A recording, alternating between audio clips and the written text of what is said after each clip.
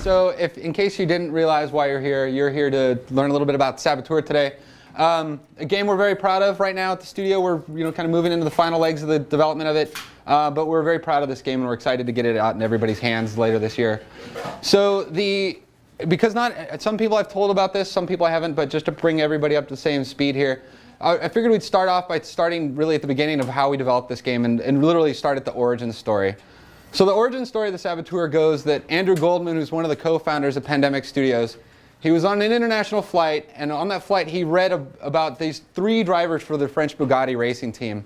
One of those drivers in particular was a Grand Prix champion. He's a half English, half French Grand Prix champion, William Grover Williams. It really caught Andrew's attention. And so what happened was when the Nazis occupied France, William Grover Williams fled the country and went back to England. And from there, he was recruited by Winston Churchill's British SOE and was then reinserted and Churchill had this charge of setting Europe ablaze was his mantra. And so then William Grover Williams was reinserted back into France and actually became a saboteur and worked with the French resistance along the way. And so he's like, this is a really cool idea. We could leverage off of the technology we made, or not the technology, but the ideas that we learned from developing the Mercenaries game, setting the world in this Nazi-occupied Paris and France, versus this daredevil race car driver. This is really actually an awesome game idea.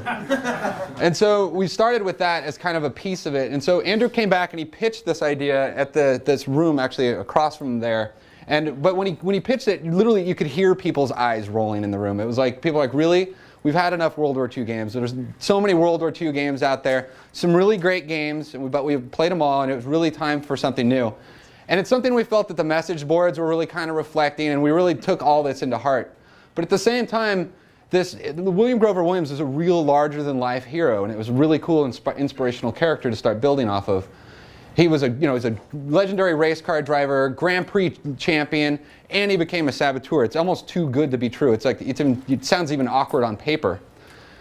So we took that to heart, and then the idea was also like, wow, Paris. Paris is this amazing city. It has this beautiful architecture, amazing monuments. It has this, this well-known lifestyle and stuff. And it was also going to be the first time that a game would be set inside of occupied Paris.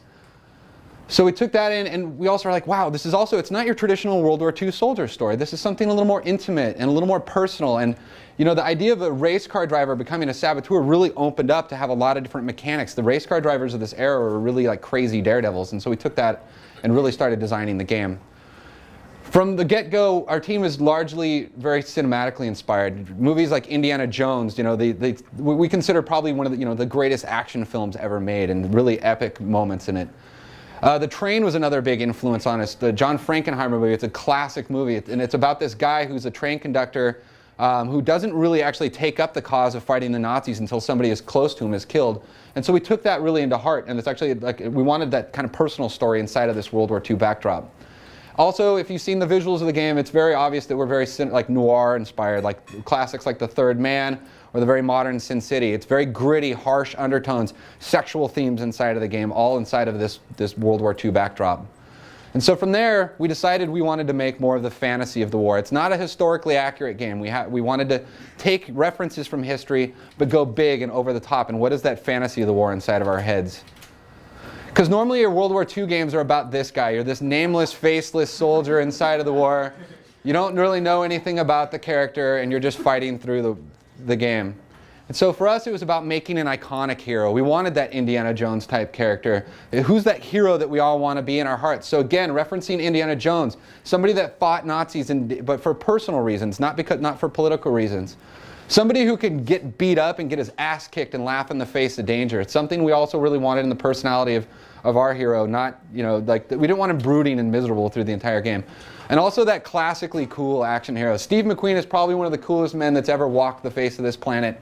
And he's definitely got a little bit of him inside of our character, Sean Devlin. We really rolled a lot of the ideas from these heroes into our hero, Sean.